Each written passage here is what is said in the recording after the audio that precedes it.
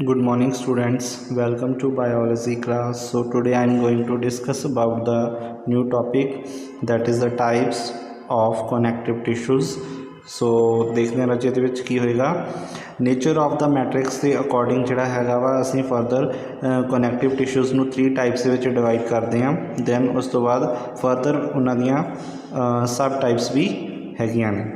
सो साढ़े को first of all आ जाता connective tissue proper. Connective tissue proper के की होएगा, सब तो पहला की है इस की होगा सॉफ्ट मैट्रिक्स प्रेजेंट होंदा वा। इसनों असीं 5 सब टाइप्स में डिवाइड किया होया।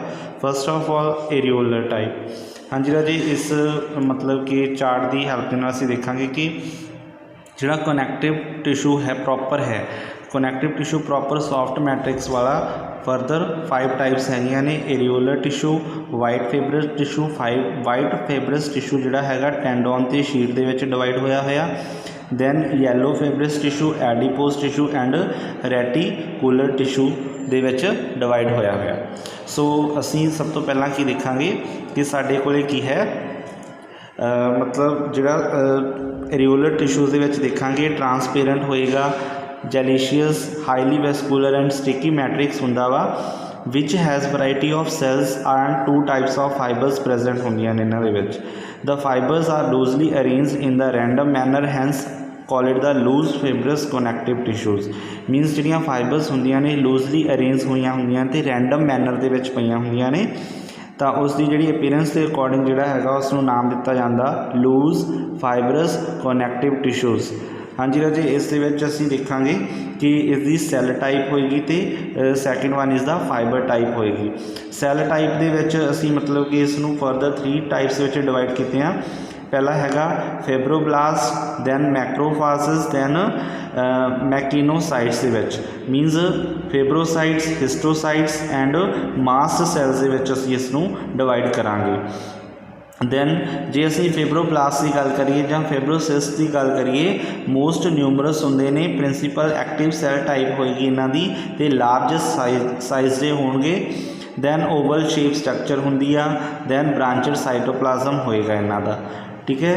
देना मतलब दीज फॉर्म्स आ collagen and elastin protein fibres, मतलब कि फॉर्म करनगे कोलाजन ते इलास्टिन नाम दी प्रोटीन फाइबर्स जिहड़ियां हैगियां form करनगे।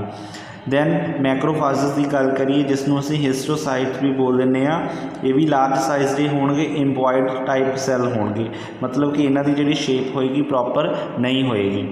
These act as a phagocytes and engulf bacteria, dead cells and other foreign materials. Then phagocytes का काम की हुंदा इनगल्फ करना, ये बैक्टीरिया डेड सैल्स नूं जां होर फॉरन मटीरियल्स नूं की करदे ने, इनगल्फ करन च हेल्प करदे ने। दैन मैकिनोसाइट्स के मास सैल आ जाते हैं। मास सैल की करते हैं, ये भी बच्चे लार्ज होणगे, राउंडड ओवल शेप होएगी इन्हां दी।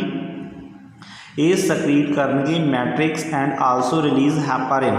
हैपारिन नाम की प्रोटीन जिहड़ी एंटी कोगुलेंट है, मतलब कि ब्लड क्लॉट नहीं बन दिंदी। दैन होर की आ सैरोटोनिन जिहड़े हैगे ने वैसो कॉन्ट्रैक्टर हैगे ने, जिन्हों हिस्टामाइन इन्हां नाम वाले मतलब कि जिहड़े सबसटांस ने वो मास सैल प्रोड्यूस करन दे विच हेल्प करनगे। दैन असीं देखांगे नैक्सट वन इज़ द साडे कोले फाइबर टाइप आ जाती है। फाइबर टाइप के अकॉर्डिंग जिहड़ा हैगा areolar connective tissues are 2 types. पहला हैगा वाइट कोलाजन फाइबर्स एंड उस तो बाद साडे कोले होएगा second one is the yellow elastin fibres. So रजे असीं देखांगे कि वाइट कोलाजन फाइबर्स दे विच की आ जांदे ने। These are numerous, longer, thinner, unbranched, inelastic and wavy fibres होंदियां ने। हाँ जी राजे, उन्होंने बंडल जो सानू कि मतलब कि बंडल के रूप के मिलते हैं, असीं उसनूं की बोलते हाँ, फैसिका बोल देंगे, ठीक है राजे। फैसिका जिहड़े हैगे ने कैमिकली उस की है कोलाजन नाम दी प्रोटीन्स प्रेजेंट होंदियां ने। मेन वाइट इन कलर होएगा तो कोलाजन नाम दी प्रोटीन्स उस प्रेजेंट होणगियां, जिहड़ियां वो की होणगियां लॉन्ग होणगियां, थिनर, अनब्रांचड ते इन इलास्टिसिटी ते वेवी मतलब कि अपीयरेंस होएगी उन्हां दी। हाँ जी राजे, ये की करते हैं, हैल्प करते हैं strengthen the structure, also help in repair, मतलब कि एक तो स्ट्रैंथ प्रोवाइड करवाते हैं टिश्यूज़ नूं ते दूसरा की है रिपेयर दे विच हैल्प करते हैं। नैक्सट वन इज़ द साडे कोले की आ जांदा वा असीं देखांगे कि साडे कोले की है येलो इलास्टिन फाइबर आ जाती है। येलो इलास्टिन फाइबर्स दे विच की होएगा these are fewer in number small in size thicker elastic branched मतलब कि वाइट फाइबर्स के नालों उल्ट मतलब कि सारा अपोजिट होएगा। ये की होएगा फियर इन नंबर घट नंबर होएगा स्मॉल इन साइज ते थिक होणगियां इलास्टिक होणगियां ते ब्रांचेड भी होणगियां। तो स्ट्रेट फाइबर्स उस दे विच वाइट फाइबर्स बेबी होंदियां ने मतलब एक ही होणगे स्ट्रेट फाइबर्स होणगियां।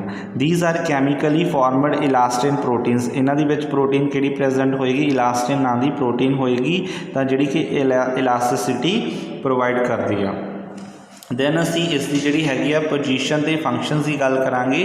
पोजीशन ते फंक्शनस नूं देखदे होए जिहड़ा हैगा वा साडे कोले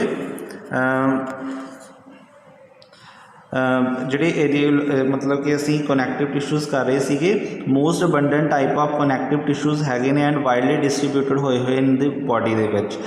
it is found beneath the skin मतलब कि स्किन के नीचे प्रेजेंट होंगे ने अराउंड द विस्कर्सल organs like stomach intestine skin etcetera and on the walls of the blood vessels जिहड़े साडे डेलीकेट ऑर्गनस ने उन्होंने जिहड़ी अराउंड स्किन प्रेजेंट होंदी है लाइक स्टमक इंटेस्टाइन ठीक है उत्थे प्रेजेंट होंगे ने।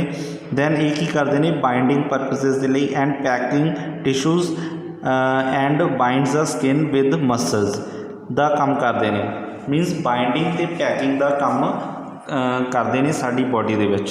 नैक्सट साडे कोले जिहड़ा हैगा वा सैकेंड टाइप आ जाती है वाइट फैब्रस कनैक्टिव टिशू आ जाते हैं। वाइट फैब्रस कनैक्टिव टिशूज़ दे विच की होएगा मतलब कि जिहड़ी स्ट्रक्चर होंदी है वो की होएगी modified areolar connective tissues. Areolar tissues जिहड़े है असीं पिछे पढ़ के आए हैं उन्हां दी मॉडिफाइड टाइप होएगी जिहड़े कि मतलब कि स्मॉल अमाउंट ऑफ मैट्रिक्स हुंदा एंड लार्ज नंबर ऑफ उस दे विच की होणगे closely packed bundles of thick white fibres present होंगियां so has great tensile strength. White fibres होने करके की आ उसनों की आ टेंसल स्ट्रेंथ प्रोवाइड करवाते हैं मतलब कि जिहड़ा वो लचकीला नहीं होएगा थोड़ा जिहा असीं कह दिंदे हां भी हार्ड इन नेचर होएगा। देयर आर वाइट फाइबर्स जिहड़ियां हैगियां ने मेनली टू टाइप्स दियां ने टेंडोन एंड शीट्स। टेंडोन की होंदे ने रजे जिहड़े in a tendon the bundle of white fibers run parallel to one another so are very tough and inelastic मतलब कि टेंडोन जिहड़े हैगे ने बंडल दे विच प्रेजेंट होणगे तो असीं कहांगे उस दे विच जिहड़े की आ वो रन करनगे पैरलल टू वन अनदर।